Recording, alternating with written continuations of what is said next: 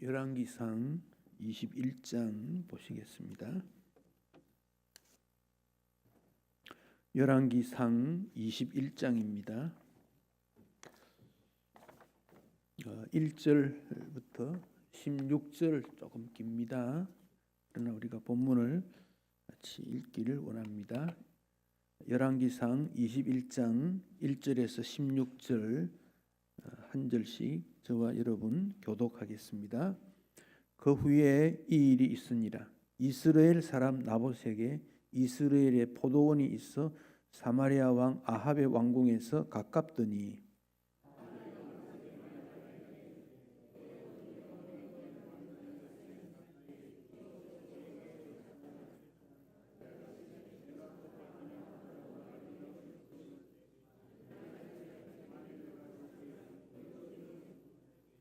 나봇이 아합에게 말하되 내 조상의 유산을 왕에게 주기를 여호와께서 금하실지로다 하니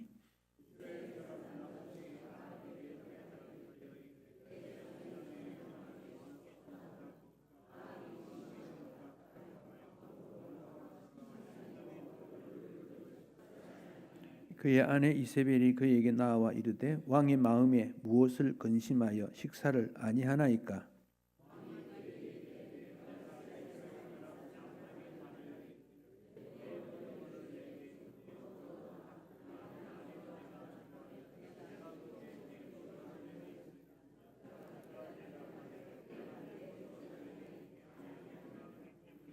그의 아내 이세벨이 그에게 이르되 왕이 지금 이스라엘 나라를 다스리시나이까? 일어나 식사를 하시고 마음을 즐겁게 하소서. 내가 이스라엘 사람 나봇의 포도원을 왕께 드리리이다 하고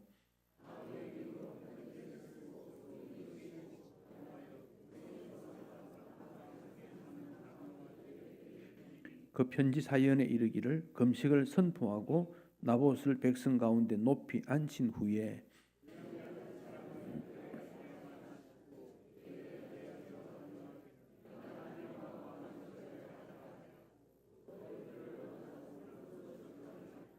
그의 성읍 사람 곧 그의 성읍에 사는 장로와 귀족들이 이세벨의 지시 곧 그가 자기들에게 보낸 편지에 쓴 대로 하여 때에 불량자 두 사람이 들어와 그 앞에 앉고 백성 앞에서 나봇에게 대하여 증언을 하여 이르기를 나봇이 하나님과 왕을 저주하였다 하며 무리가 그를 성읍 밖으로 끌고 나가서 돌로 쳐 죽이고 이세벨이 나봇이 돌에 맞아 죽었다함을 듣고 이세벨이 아합에게 이르되 일어나 그 이스라엘 사람 나봇이 돈으로 바꾸어 주기를 싫어하던 나봇의 포도원을 차지하소서. 나봇이 살아있지 아니하고 죽었나이다.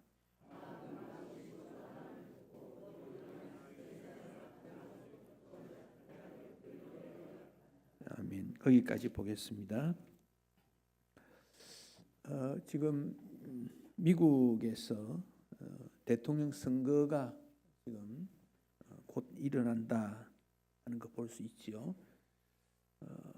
대통령 선거 되면 우리나라도 그렇지만 미국도 아주 뜨거운 그런 논쟁을 지금 하고 있습니다. 여러분, 대통령이 왜 좋습니까? 권력의 힘이 집중되기 때문에 그렇습니다. 대통령이 되면 자기가 임명할 수 있는 그런 자리가 많지 않습니까? 우리나라 경우만 해도 3,000자리인가 뭐 그렇게 말하거든요. 미국 대통령 같으면 아마 10배가 더 될 거예요. 뭐 굉장하지요. 권력의 힘 때문에 그렇습니다. 근데 여러분, 이 권력의 힘은 잘못 사용하면 개인에게는 물론이요, 공동체도 매우 어려운 손해를 주게 됩니다. 특히 민주사회, 지금 우리가 민주사회에서도 이 권력의 힘이 강한데 왕정시대 아합의 시대는 권력의 힘은 그 절대적이지요. 말 한마디로 다 되는 그런 시대 아닙니까? 근데 그 힘을 잘못 사용하면 개인, 많은 사람, 나라, 심지어 국가 정신까지도 흔들리게 되는 그런 일이 일어납니다. 여러분, 권력이라는 것이 권위가 주어지면 권력에 따라 주어지거든요. 권위는 우리가 필요해요. 질서를 위해서. 권위는 하나님께서 인정하시는 거예요. 싸움을 하는데 권위 있는 사람이 그만둬 그러면 그치거든요. 이게 권위거든요. 근데 권위는 하나님이 주셨는데 권위를 받은 사람이 그 힘을 잘못 사용하면 정말 무질서하게 됩니다. 정의롭지 못하다, 그 말은 개인의 욕망, 탐욕이 앞서게 되면 개인은 말할 것도 없고 나라에 불행이 오게 되는 것. 이게 어느 사회에서든지 그래요. 우리나라 사회도 똑같아요. 우리나라 사회도. 사회가 혼란해진다는 것은요, 이 권위가 없어지면 그래요. 그래서 어떤 힘을 우리에게 주어졌을 때, 그래서 한때 교회 안에서도 그런 말이 있습니다. 목사가 죽어야 교회가 산다. 그 말은 목사에게 권력을 주어지면 그래요. 목사가 권력을 휘두른 자가 아니거든요. 말씀에 섬기는 자지. 교회 안에는 마찬가지예요. 누구에게 어떤 사람이나 조직이나 누구에게 힘이 주어졌다? 그럼 그 공동체는 망하는 거예요. 개인에게 주어지지 않도록, 또 공동체에도 주어지면 그것으로 섬기는 데 써야 되지, 그것을 가지고 어떤 작용을 하겠다? 굉장히 위험합니다. 그게 오늘 나타나는 아합에게서 등장되는 모습입니다. 이 아합이 열왕기상 17장부터 나타나거든요. 21장까지 무려 4장, 다음 5장이 걸쳐 나오는데, 믿음이 있고 잘 섬기는 사람의 내용이면 성경에 넓게 기록이 더 좋지요. 그런데 아합은 악한 왕이란 말이에요. 악한 왕에 대해서도 이만큼 분량이 많다는 것은, 성경에 기록한 이유는 그만큼 이스라엘에게 문제가 있고 그 시대가 힘들었다는 거지요. 그러나 등장되지 않지만 그 배후에 하나님께서 그 악을 어떻게 처리하는가, 그리고 그 악한 왕 아합 때문에 그 이스라엘이 어떻게 되었는가, 그 점을 우리에게 경고하고 있는 것이요. 오늘 본문에 보면 아합이 근심을 했다 그랬습니다. 근심을 했는데 왜 근심합니까? 그는 가장 재산을 많이 가졌는데 그 옆에 포도원이 탐났다 그랬습니다. 가진 사람이 더 가지려고 하는가? 가졌으면 거기에 감사해야 돼요. 모든 것을 가지려고 하면 안 돼요. 아합은 이스라엘의 나봇이 이스라엘 사람이거든요. 그게 있죠. 이스라엘의 포도원이 있다.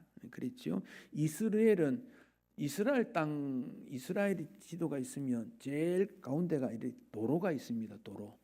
우리 같으면 고속도로, 1번 도로인데 동남북으로 쭉 도로가 있어요. 있고 그 주변이 북쪽 갈릴리 쪽이 좀 평야입니다. 이스라엘이 평야입니다. 그리고 거기가 북에서 남쪽으로 내려올 때도 지나가고 남에서 북으로 지나갈 때도 지나가는 그 이스라엘 땅이에요. 이스라엘 지도가 그리 되어 있습니다. 그리고 사마리아도 그 옆에 있어요. 요한계시록에 보면 아마겟돈이라는 게 나오죠. 아마겟돈 전쟁. 아마겟돈이 뭡니까? 아마겟돈 때문에 싸울 거다. 잘못 읽으면 그렇게 됩니다. 아마겟돈 때문에 싸울 거다. 겟돈 때문에 싸우면 전쟁 심합니다. 겟돈 때문에 싸우지 마십시오. 개 들 필요가 없어요. 근데 아마겟돈이란 말이 이스라엘 땅에서 일어나는 전쟁이에요. 왜 거기서 일어나느냐 하면 유럽이 북쪽에서 남쪽으로 내려오고 남쪽 이스라엘 아합 부족들, 아합이 올라가고 그 싸우는 현장이 바로 이스라엘 땅의 거기가 교통요지예요. 거기서 일어나는 전쟁을 아마겟돈 헬라어로 그리 말한 거예요. 근데 거기 땅이 있었는데 나봇이라는 사람이 땅이 있었는데 아합이 보니까 그 포도원이 탐났는데 여러분 1절에 보면요 이렇게 말했어요. 내게 그것을 팔아라. 왜 파느냐 하면 채소밭을 삼으려고 그랬어요. 아합이 채소밭 삼으려고 거기 있는 포도원을 원했다 하는 거예요. 그래서 조건을 걸었지요. 팔아라. 돈을 주겠다. 더 좋은 포도원 땅 있으면 교체되어 주겠다. 조건 제시를 했어요. 우리가 들어볼 때 좀 괜찮지요. 그 정도 조건이면 또 왕이 권력 있는 자가 말하면 그래? 돈도 좀 벌 수 있는 기회가 되고 땅도 넓힐 수 있고 또 왕과 교제를 하게 된다면 권력도 주어지고 나봇의 입장에서는 그렇습니다. 근데 나봇이 안 된다 그럽니다. 안 된다. 안 된다. 3절에서 왜 안 된다고 했는지 한번 보십시오. 3절에서 왜 안 된다고 했습니까? 성경을 봐야지요. 3절. 왜 안 된다 그럽니까? 하나님께서 원하는 게 아니다 그 말이에요. 자, 이스라엘 땅은 가나안 땅 여호수아가 들어가서 지파별로 땅을 분할해 줬지요. 지파 안에 있는 부족들 다 땅 나눠 줬지요. 땅 분할 작업을 했지요. 그 땅은 누가 준 거예요? 하나님께서 주신 겁니다. 레위기 25장 23절 토지는 영구히 팔지 말아야 된다. 왜? 하나님의 것이기 때문에. 너희는 거류민, 그냥 나그네라 이 말입니다. 임시로 머무는 사람, 동거한 사람, 하나님과 함께 있는 거다. 그래서 땅을 팔면 안 된다 하는 겁니다. 이게 이스라엘 사람들의 전통이고 믿음입니다. 그러니까 바꿀 수 있는 게 있고 바꿀 수 없는 게 있다. 그런 점입니다. 자, 왜 이런 일이 일어났습니까? 여러분, 이스라엘 남북으로 나눠졌지요. 솔로몬 다음에 북쪽에는 왕 이름이 누굽니까? 북쪽에 첫 번째 왕. 남쪽은 누굽니까? 북쪽은 누굽니까? 르호보암. 남쪽은 여로보암. 이름도 비슷해요. 틀리면 외우기 좋을 텐데. 근데 북쪽에 여로보암의 처음에 북이스라엘 만들었을 때 정책을 세웠는데 구약에 있는 신명기나 이런 모세오경과 다른 정책 세 가지를 설명드렸던 거 혹 기억나십니까? 세 가지. 여로보암의 길로 갔다 하는 이 세 가지를 잘못했다는 거예요. 뭔지 기억나십니까? 첫째 뭐든지 기억나면 말씀해 보십시오. 우상인데 어디에다가 전을 지었지요? 예루살렘에 못 가고 어디에? 단과 베델 두 군데다가 거기 집 지어 거기서 해라. 예루살렘 가지 마라. 그게 첫 번째지요. 예루살렘 가지 마라. 두 번째는 절기 있습니다. 또 하나 더 있습니다. 아닙니다. 제사장은 어느 지파의 사람이지요? 레위 지파인데 여로보암은 누구든지 백성 중에 하고 싶은 사람. 세 번째는 절기인데 초막절 절기를 한 달 뒤로 미루는 거. 그러니까 여로보암의 길이라는 것은 아무데나 가서 예배해도 된다. 하나님은 내 집에서 해라. 아무데나 가라. 아무데나. 왜? 북쪽 백성들이 남쪽으로 내려가면 마음이 달라질까 생각했어. 두 번째, 제사장 레위 지파만이 돼야 되는데 뭐 그럴 거 뭐 있냐? 뭐 우리 똑똑한 사람 레위 지파보다 훨씬 똑똑한 사람 많은데 아무나 세우지. 그래서 제사장 제도를 아무나 만들어 버리는 거. 세 번째는 절기, 하나님이 정해주신 절기를 편의주의적으로 바꿨다는 거죠. 이 세 가지지요. 나봇이 여기 땅을 한 것은 나봇은 이런 전통이 흔들어지고 혼란한 가운데서도 하나님이 주신 이 땅은 나는 팔 수 없다. 내가 간직하고 관리하고 보존하고 내 후대에 넘겨주겠다. 그게 나봇입니다. 그런데 아합은 뭐 그럴 거 뭐 있냐. 돈 주겠다는데 더 좋은 땅 주겠다는데 또 나하고 친하자 그러는데 그거 왜 그러냐는 거예요. 그게 인간의 욕심입니다. 그래서 우리가 살아갈 때 시편에 말씀하신 대로 줄로 재어준 구역에서 살아가는 그것을 만족해하는 것이 믿음 생활이거든요. 만족, 감사. 여러분, 감사도 자기 만족에 의해서 감사하는 게 아닙니다. 하나님 은혜에 내가 만족 안 해도 감사할 수 있는 게 정말 감사합니다. 내 만족에서 감사하면 내 만족 때문에 감사하는 거예요. 그건 조건적 감사예요. 성경에서 말하는 감사는 내가 만족 안 돼도 하나님이 원하시는 것을 인정하는 게 감사거든요. 이 아합에 일어났던 그 사건을 말씀하고 있습니다. 즉 아합의 개인의 사상, 탐욕이 하나님 말씀보다 우선하고 있다. 아합은 그렇습니다. 내 욕구, 내 필요, 내 주장이 하나님 말씀보다 우선이다라고 생각하는 겁니다. 그게 인간 중심이 되는 내용입니다. 우리가 어떤 일에 대해서 의견이 다를 때 있어요. 근데 그 의견이 하나님의 뜻이냐 아니냐를 분별하기가 참 어려워요. 하나님께서 나타나서 이래라 뭐 그러면 간단한데 그리 안 하잖아요. 그럴 때 수가 많다든지 나이가 많다든지 오래됐다든지 말을 잘한다든지 경험이 있다든지 돈이 많다든지 지식이 많은 사람의 말에 끌려갈 수 있습니다. 그게 세상이니까. 그럴 때 내가 생각하는 이게 진리인데 성경에 비추어 볼 때 틀림없는데 왜 그럴까? 막 속상하지요. 그럴 때 여러분 하나는 아닙니다라고 말하되 그 다음에는 하나님께서 그 문제를 풀어가도록 주께 맡기고 나는 인내하고 기다리면 돼요. 그게 우리의 방법이에요. 그래서 기독인은 투쟁적인 방법, 그런 방법을 가지고 문제 해결하는 방법은 옳지 않습니다. 아합이 참 그런 사건에 대해서 다시 한번 보면 나봇은 비록 포도원 주인, 땅은 좀 있었겠지요. 그렇지만 우상숭배, 왜 우상숭배했습니까? 부자가 되는 방법이니까. 경제적 이익, 권력자와 가까이 하는 것보다는 하나님 경외하는 것을 우선적으로 세웠던 사람이 나봇이다. 참 이건 만약에 아합이 이스라엘 민족의 어떤 문제를 부르거나 국가에 대한 장래에 대해서 이런 아이디어를 냈다면 참 좋지 않겠습니까? 근데 개인의 욕망을 가지고 지금 오늘 문제를 풀어나간다는 거 참 어리석은 사람이다. 즉 말씀에 순종하지 않는 것은 믿음이라고 말하기 어렵지요. 그래서 야고보는 행함과 믿음,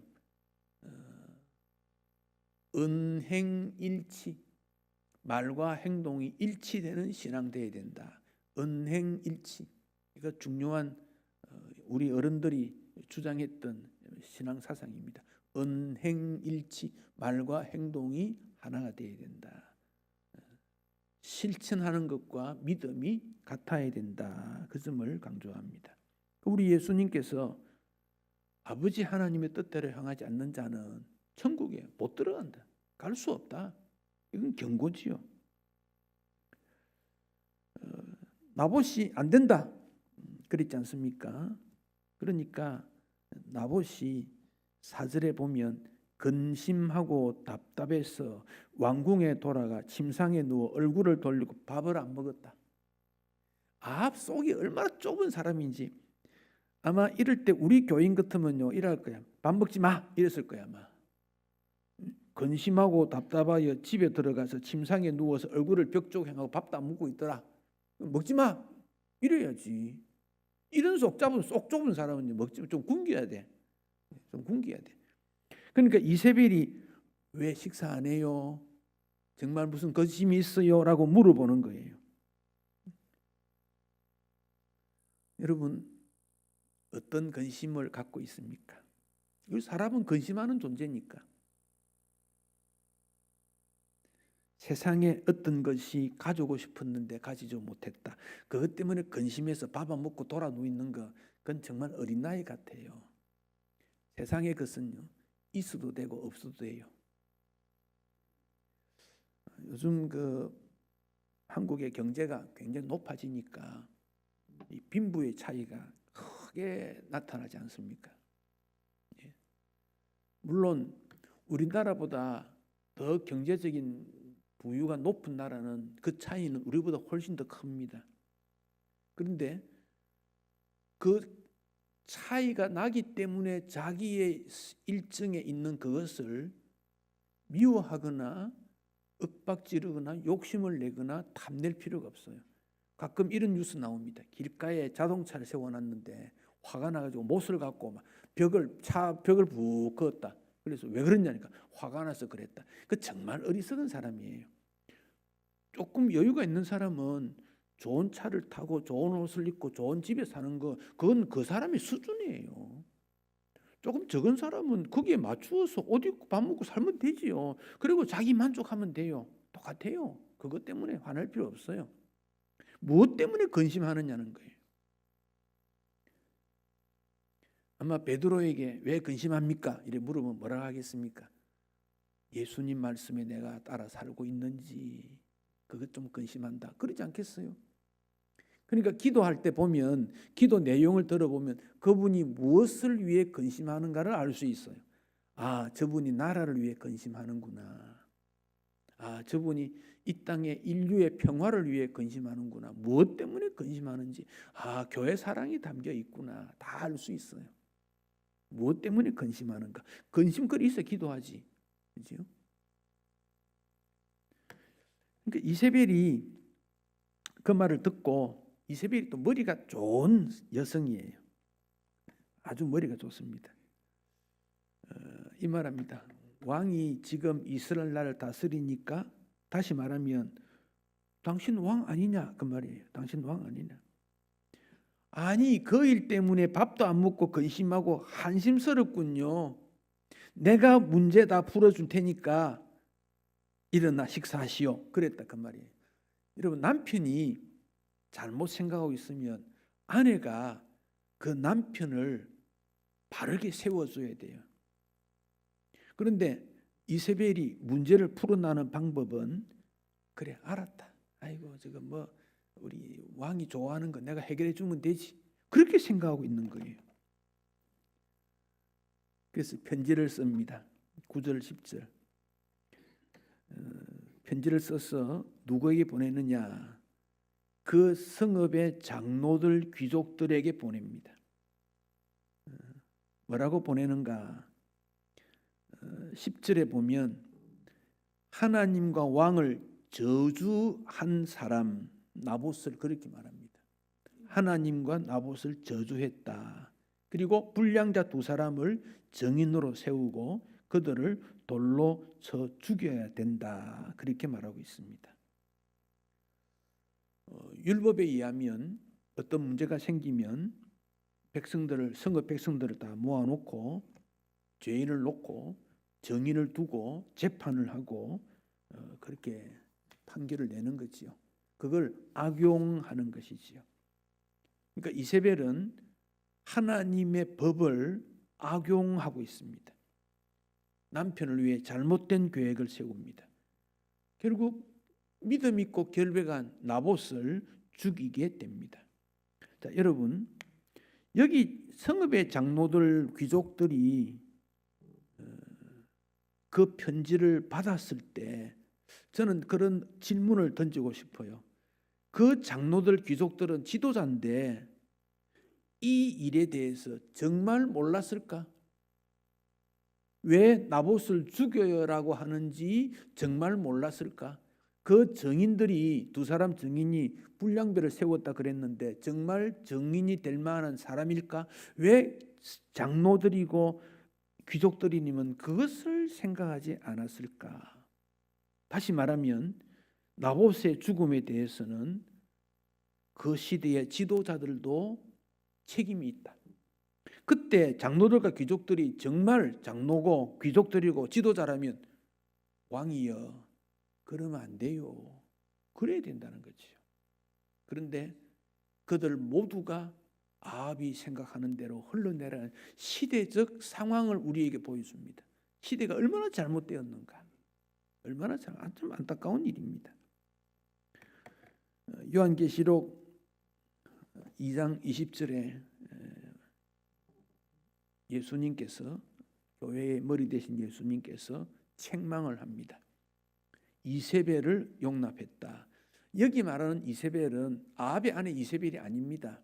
그 시대에 일어나는 거짓 이단 사이비를 말하고 있는데 그만큼 이세벨이 악했다는 거예요. 그래서 이세벨 이름을 올린 거예요. 이세벨은 이런 평가를 받습니다. 이세벨은 책망받는 여인이다. 그 점을 우리에게 보여줍니다. 열왕기하 9장 26절 이제 거기 보면 그 결과에 대해서 아합의 집안이 어떻게 멸망됐는지 보여주는데, 나봇의 피, 그 아들들의 피, 그들을 다 하나님이 처리했다. 즉 악은 하나님께서 용납하지 않는다. 그 점을 우리에게 보여줍니다. 참 안타까운 일이지요. 그러니까 참 아합이 이세벨과 함께 나봇을 완전히 멸망시키는 그런 일들을 했다 하는 점을 알게 됩니다. 나봇이 지금 어떻게 살고 있을까? 그런 점에 대해서도 좀 궁금하게 여겨집니다. 그러면 하나님께서 그 사실을 가만히 두느냐? 가만두지 않습니다. 엘리야를 통해서 심판의 메시지를 줍니다. 그것은 오늘 읽지 않았는데 17절 이하에 심판의 메시지를 줍니다. 특히 19절에 엘리야를 통해서 아합에게 하신 말씀입니다. 여호와의 말씀이 네가 죽이고 또 빼앗았느냐. 엘리야가 아합에게 가서 물은 질문입니다. 여러분, 나봇의 포도원을 빼앗은 사람은 누굽니까? 아합입니까? 이세벨입니까? 아합입니까? 이세벨입니까? 이세벨이 계략을 짰잖아요, 그지요? 계략 아합에게 넘겨줬지요. 그래서 그 땅을 나봇을 죽이고 땅을 차지한 사람은 이세벨입니다. 그런데 19절에는 엘리야가 아합에게 말할 때는 아합 너가 나봇을 죽이고 빼앗았다 그리 말합니다. 즉 너의 아내가 나봇을 죽이고 그 땅을 빼앗았다 그리 말하지 않고 계획을 지시하고 성읍 사람들을 수행했지만은 아합 너가 했다 그리 말합니다. 아합이 뭐라고 대답할까요? 그럴 때 아합이 아닙니다. 내 아내가 그랬어요. 그 아래 사람들이 했지. 내가 한 거 아니에요. 아합은 그렇게 대답할 수도 있어요. 또 나는 몰랐는데 엘리야 선지자가 정말 그 말이 맞아요? 그러면 조사라도 해야지. 근데 아합은 전혀 그런 말을 하지 않고 그대로 받아들여서 무시해버리고 하지 않은 것. 지도자답지 못하는 행동을 하고 있는 것 볼 수 있습니다. 시편 7편 9절에 다윗의 기도 중에 이런 기도가 있습니다. 악인의 악을 끊고 의인을 세우소서. 의로우신 하나님이 사람의 마음과 양심을 감찰하시나이다. 다윗의 기도입니다. 자, 의로우신 하나님이 뭘 감찰합니까? 사람의 마음과 양심. 이 사람은 누굽니까? 하나님이 마음과 양심을 감찰하는데 누구의 마음과 양심을 감찰합니까? 우리를 말하죠. 우리를. 하나님이 나의 마음과 내 양심을, 우리의 마음과 우리의 양심을. 그러니까 다윗이 그 말이에요. 사실은 의로우신 하나님이 다윗의 마음과 양심을 이리 말했습니다. 사람, 모든 사람. 여기에 우리는 그래 그만 바꾸면 나는 예외다 그렇게 생각하면 안 돼. 이 말씀 속에서 하나님은 내 양심도 내 마음도 살펴보시는 분이구나. 아합이 아하, 나봇의 땅을 차지하게 되었다. 잘 됐다. 잘 됐다. 내가 차지할 땅을 구경이나 하자. 그리고는 나봇의 포도원으로 갔어요. 18절에 보면 그리로 내려갔어요. 가는 길에 엘리야를 만나서 엘리야가 너가 죽이고 빼앗았느냐? 여호와 보시기에 악을 행했지 않느냐? 책망을 하게 된 겁니다. 그런데 20절에 보면 아합이 엘리야에게 이렇게 말합니다. 아합이 엘리야에게 이르되 내 대적자여 네가 나를 찾았느냐? 아합이 엘리야에게 뭐라고 하면 대적자 그리 부릅니다. 엘리야가 어떤 사람이지요? 선지자입니다. 보통 사람이 엘리야를 만났다면 뭐라고 하겠습니까? 선지자여, 뭐 그 정도, 혹은 선생이여, 그 정도 불렀겠지요. 아합은 엘리야에게 대적자여 그리 부릅니다. 대적자여. 아합이 평소에 엘리야를 어떻게 여겼는지를 알 수 있습니다. 다르게 말하면요, 내 원수여 그 말입니다. 내 마음대로 사는데 하나님 말씀이라는 걸 들고 와가지고 아합 나에게 공격을 하고 내 미래를 저주하니 저 대적자 또 나타났구먼 그렇게 생각하는 거예요. 그러니까 아합 마음속에는 하나님에 대한 의식도 없고 선지자에 대한 의식도 없습니다. 뭐 진리고 뭐 이런 거 없습니다. 그냥 원하는 대로 사는 거예요. 엘리야가 아합의 죄를 지적합니다. 20절에 보면 중간에 네가 네 자신을 팔아 여호와 보시기에 악을 행했다. 20절. 너가 너를 팔았어. 너가 너를 팔았어. 악을 행했다. 21절에 그것은 너에게서 끝나는 것이 아니라 하나님을 노하게 하고 이스라엘이 범죄하게 된 그런 이유가 됐다. 즉 아합뿐 아니라 백성들도 죄짓게 만든 거다. 여기 참 지도자의 책임이라는 게 있습니다. 이게 어떤 면에서는 우리 아버지의 책임, 어머니의 책임, 지도자의 책임, 이게 참 우리가 무겁게 나타나게 됩니다. 베드로전서 4장 10절로 11절에 베드로가 교회 직분자들에 대한 주신 교훈이 있는데 이거 한번 더 우리가 여기서 짚고 넘어가면 좋겠습니다. 우리 같이 한번 읽겠습니다. 각각 은사를 받은 대로 하나님의 여러 가지 은혜를 맡은 선한 청지기 같이 서로 봉사하라. 만일 누가 말하려면 하나님의 말씀을 하는 것 같이 하고 누가 봉사하려면 하나님이 공급하시는 힘으로 하는 것 같이 하라. 이는 범사에 예수 그리스도로 말미암아 하나님이 영광을 받으시게 하려 함이니 그에게 영광과 권능이 세세에 무궁하도록 있느니라. 아멘. 자, 여러분 각각 은사를 받은 대로 그랬죠. 이 은사가 많은데 여러분 직분도 은사입니다.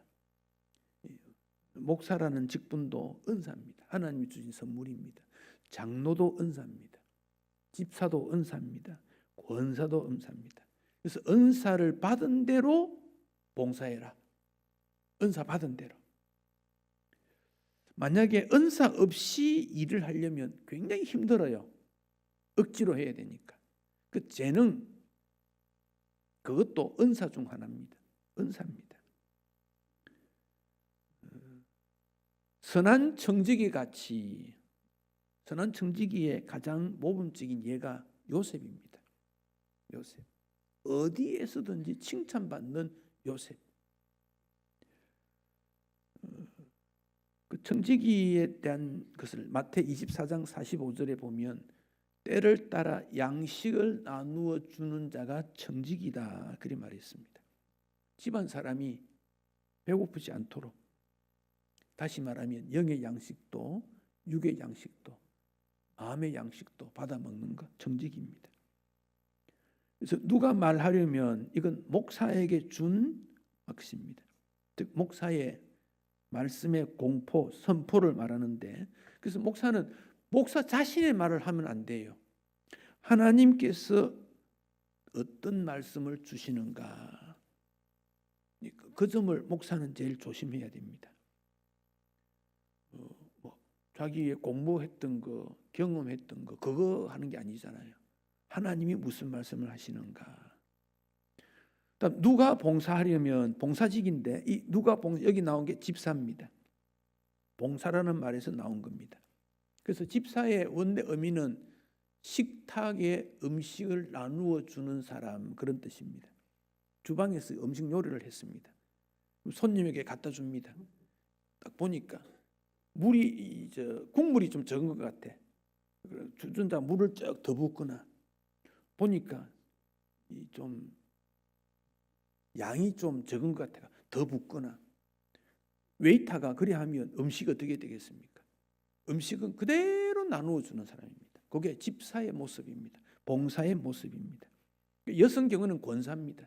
집사나 권사, 집사 경우에도 성경에서 말하는 집사는 안수집 받은 집사를 말하고 있습니다. 서리 집사는 1년에 한 번씩 지금 임명을 해야 되고, 임명 안 하면 집사 아니지요. 근데 그 집사에 대한 여성에게 주어진 건 권사입니다. 집사와 권사는 하는 역할이 거의 같습니다. 대상자가 다르다 뿐이죠. 그러니까 교회에는 항상 명예직이 아니고 봉사직이다. 여기 이제 연령의 제한이 있기 때문에 그런데 그거는 교회 법상 교회 원리상 만든 것이지만 모든 일은 봉사직이다. 그 점을 기억해야 되는데 그 말은 어디서 왔느냐? 우리 예수님이 섬기기 위해서 왔다. 이 말을 다르게 말하면 우리 예수님도 나도 집사다 그런 말이에요. 나도 섬기는 자다 그런 뜻이에요. 그러니까 집사의 직분을 가볍게 여기면 안 되죠. 나도 섬기는 자다 그런 뜻이에요. 근데 이 직분은 서열이 아닙니다. 서열이 아니고 구체적으로 역할이 다르다 그렇게 봐야 되고, 말씀을 구체적으로 적용하는 것은 다스림입니다. 그건 장로직에게 주어졌습니다.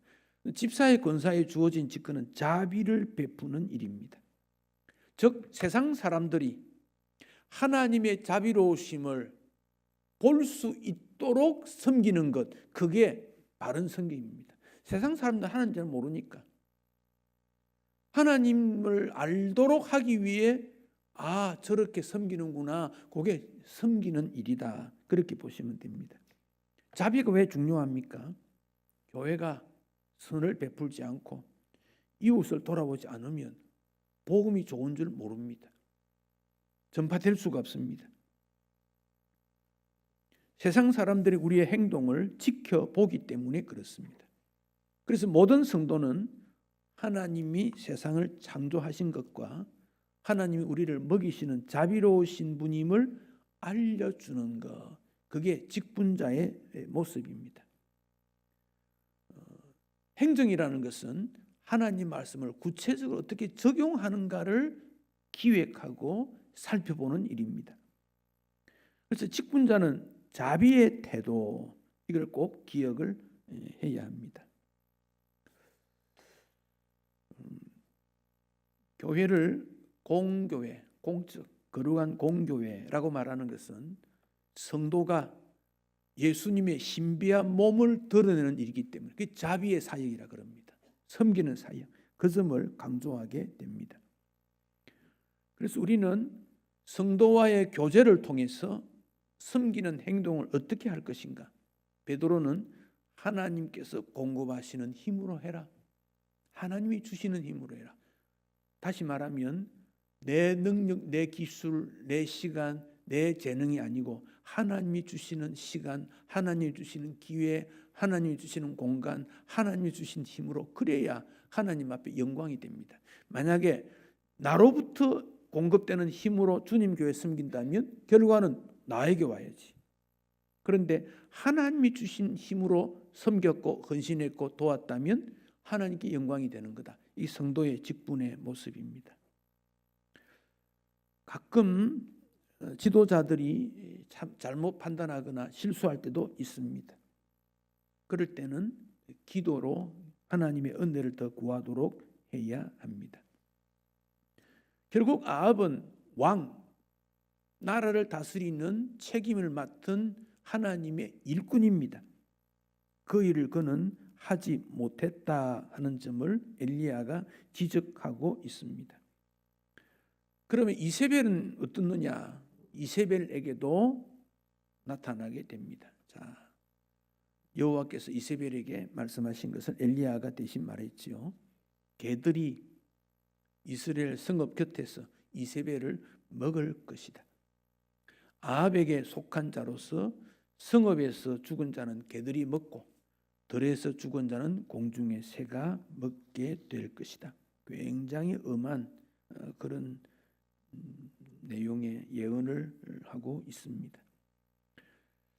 이 예언은 아합이 먼저 죽게 되고 그 후에 이대로 이루어지게 됩니다.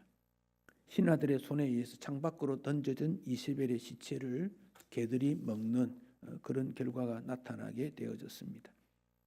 아합과 이세벨은 큰 권세를 가진 하나님의 일꾼이지만 하나님의 뜻을 따르지 못했기 때문에 아주 냉혹한 평가를 받게 됩니다. 아합과 이세벨에 대해서 평가를 내립니다. 25, 26절에 아합과 같이 그 자신을 팔아 여호와 앞에 악을 행한 자가 없었다. 아합과 이세벨은 그런 욕구, 충동을 받았기 때문이다. 즉 이것은 우상에게 따라가는 그 인생이었기 때문이다. 그 점을 지적하고 있습니다. 근데 여러분 27절 이하에 보면 조금 우리가 반전되는 내용이 나옵니다. 27절을 한번 보십시다. 자, 앞에 한번 읽어볼까요? 아합이 이 모든 말씀을 들을 때 그의 옷을 찢고 굵은 배로 몸을 동이고 금식하고 굵은 배에 누우며 또 풀이 죽어 다녔다. 자, 여러분 이건 무슨 말이지요? 회개했다 그 말이지요. 회개했다. 근데 그 회개가 진실이냐 아니냐는 것은 29절에 보면 나올 수 있습니다. 29절에 아합이 내 앞에서 겸비함을 네가 보느냐 하나님께서 말씀하신 거예요. 아합이 겸손하고 낮아진 것을 엘리야 네가 보았느냐. 그래서 엘리야 아합에게 재앙을 아합 시대가 아니고 그 아들 시대에 내리겠다. 아합은 용서받을 만한 자격이 없는 사람입니다. 갈멜산에서 바알 아세라 숭배할 때 회개했습니까? 안 했습니다. 또 우리가 21장은 제가 읽지 않았는데 21장은 이북 주변 나라하고의 전쟁을 말하고 있습니다. 20장이 아람 군대가 두 번에 걸쳐 전쟁이 있었는데 그때도 하나님께서 그를 긍휼히 여겨서 승리를 하게 해 주었습니다. 그런데 아합은 불순종했습니다. 오늘 21장에도 나봇을 죽이고 포도원 빼앗는 그 욕심에다가 살인죄까지 포함되는데 그렇지만 그가 하나님 앞에 용서를 구했을 때 하나님이 자비를 베풀어 주었습니다. 그러나 그 죄값은 그 다음 세대에 받는다. 이걸 우리가 경고함을 받아야 됩니다. 오늘 우리가 아합에 대해서 막 욕하지만은 우리도 아합 같은 권력을 주었다면 아합과 다르지 않을 거예요. 똑같이 죄가 있고 타락하고 악을 행했을 수 있어요. 우리와 똑같은 사람이 아합이거든요. 그래서 우리에게도 하나님이 용서해 주셨다. 그렇다면 우리는 매 순간 진지한 회개와 자비로우신 주 하나님을 바라보고 자비의 삶을 살아야 되는 것이 아합을 통해서 우리에게 맺어지는 일입니다. 그 시대에 아합에게 하나님께서 그런 기회를 주었지만 하지 못했다는 그 아합의 모습은 오늘 우리 사회에도 얼마든지 있을 수 있는 일들이에요. 거기에 대해서 하나님의 진노, 하나님의 재앙, 이스라엘의 역사를 통해서 오늘 우리는 어떤 교훈을 받아야 될 것인가? 우리를 왕 같은 제사장이라 그랬습니다. 하나님 말씀 앞에 진정한 회개를 통해서 우리 자신을 돌이킬 때, 그리고 돌이켰다면 삶이 완전히 바뀌어야 되거든요. 겸손하게 회개는 했는데 삶이 바뀌지 않는다면 옛 습관을 그대로 가지고 있다면 그것은 진정한 회개라고 말하기 어렵지 않습니까? 아합을 통해서 하나님의 용서와 진정한 회개의 의미를 찾게 되고, 우리 시대의 다음 시대에도 복음의 역사가 일어나기 위해서는 오늘 우리에게 어떤 책임이 있는가? 미래에 대한 대안이 뭐냐? 교회 미래에 대한 대안이 뭐냐? 이런 질문들을 던집니다. 미래에 대한 준비를 하고 있느냐?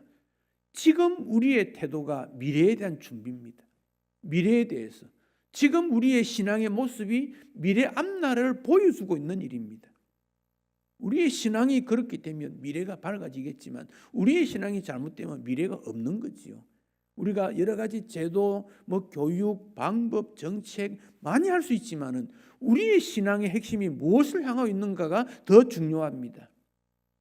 아합을 통해서 우리 도전받는 그런 메시지들 잊지 말고 하나하나 삶 속에 실천해져야 될 것입니다.